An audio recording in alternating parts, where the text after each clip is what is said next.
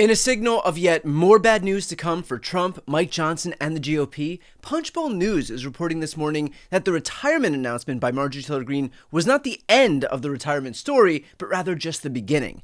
Quote, a few other GOP members messaged us over the weekend saying that they too are considering retiring in the middle of the term. Here's one particularly exercised senior House Republican. Quote, this entire White House team has treated all members like garbage, all, and Mike Johnson has let it happen because he wanted it to happen. That is the sentiment of nearly all appropriators, authorizers, hawks, doves, rank and file. The arrogance of this White House team is off-putting to members who are run roughshod and threatened. They don't even allow little wins like announcing small grants or even responding from agencies, not even the high profile. The regular rank and file random members are more upset than ever. Members know that they are going into the minority after the midterms. More explosive early resignations are coming. It's a tinderbox. Morale has never been lower. Mike Johnson will be stripped of his gavel and they will lose the majority before this term is out. Now, a few points here. First off, excuse me if I don't feel bad for House Republicans who have spent the last 11 months contracting every single ounce of power they have to Donald Trump, that suddenly Trump doesn't feel the need to pander to them for anything. I mean, honestly, why would he? What incentive is there for Trump to compromise even an inch for these pathetic supplements who fall over themselves to show their God King who can castrate themselves faster for him? Mike Johnson and House Republicans have not shown a single fucking vertebrae between the more than 200 of them for the entirety of the Trump era.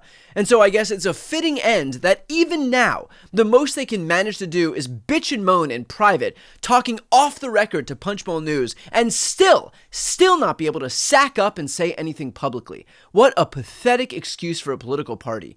The second point, I hope the White House can see the extent to which they fucked over their entire political party.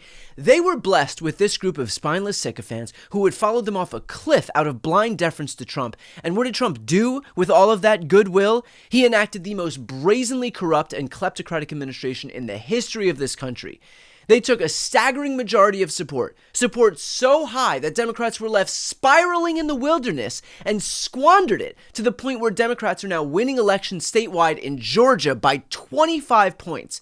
Trump vowed to usher in affordability, and yet he has so much oozing contempt for his own supporters and fans and voters that he's presided over a trade war that sent the cost of everything surging, over inflation that's been rising since March, over the gutting of Medicaid, of the ACA, of food stamps, and all the while he surrounds himself with gold leafing, with a $350 million ballroom, with a let them eat cake party at Mar-a-Lago. I mean, dear God, I get that Trump thinks Americans are stupid, but does he think that they're fucking brain dead?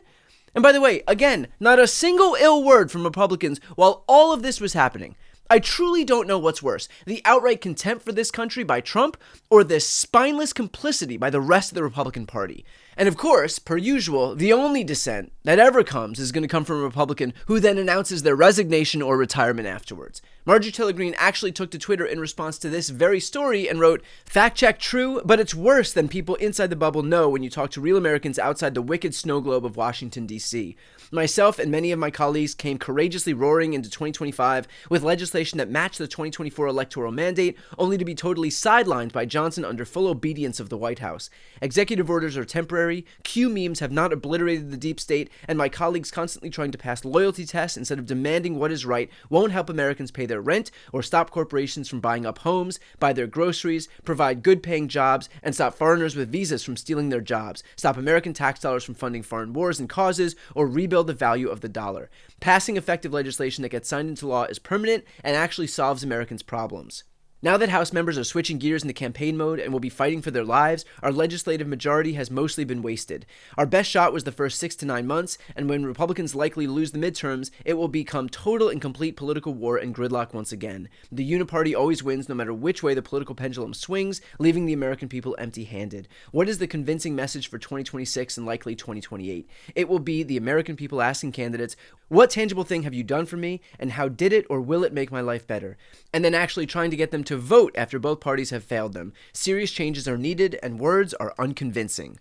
And frankly, she's right about the failures of this government, but let's not also memory hole her complicity in all of this. No one fought harder for Donald Trump than she did. And let's be clear, Trump didn't just start ignoring Americans' needs now. He has always been this way.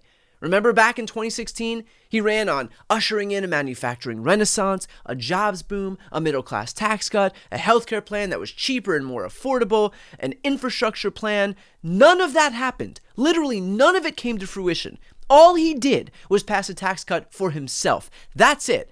So if you're only now realizing that Trump will lie and pose as a populist only to help himself in the end, then you're either lying to yourself or lying to everyone else. As far as Marjorie Taylor Greene is concerned, I'll let you all be the judge. So look, Republicans probably will lose the House in midterms, but I want to be clear that if they do, they will have clutch defeat from the jaws of victory. They have full control of government to enact their full agenda with zero pushback by Democrats. They've got a propaganda operation second to none in the media. They've got foreign influence accounts from all over the world with millions of followers pushing right-wing messaging. They have no reason not to succeed. And yet they've failed miserably. And that's not because there's some impediment to their progress. It is simply because the agenda itself is corrupt, self-serving, and fascistic. That is why it's unpopular. Not because they're not successful at enacting it, but expressly because they are successful at enacting it. This is the agenda working exactly as it's intended. And that is why people hate it. That is why Republicans' approval ratings are plummeting. That is why Democrats are overperforming by double digits in special elections across the United States. Expressly because the agenda that they're putting forward is working exactly as it's intended for the people it's intended to help. Which is to say, not regular Americans, but Trump, his donors, and his pals. So Republicans can pretend that they're mad at Trump, but remember, they brought this upon themselves. They emboldened a leader to think that he is a king. They had the ability to push back at any point. They're a co-equal branch of government, and yet they chose not to. These people are not children, they are grown-ass adults and who made the conscious decision to treat the leader of their party like the dictator that he strives to be. If they couldn't see the damage that they were causing, then frankly, they shouldn't be in Congress in the first place. So ahead of the impending retirements and resignations that Punchbowl News says are coming, let me be the first to say, I hope your children and grandchildren understand just how much you fucked this country up by virtue of your impotent, feckless, groveling, slavish devotion to a con man who ultimately became all of your downfall, and good riddance.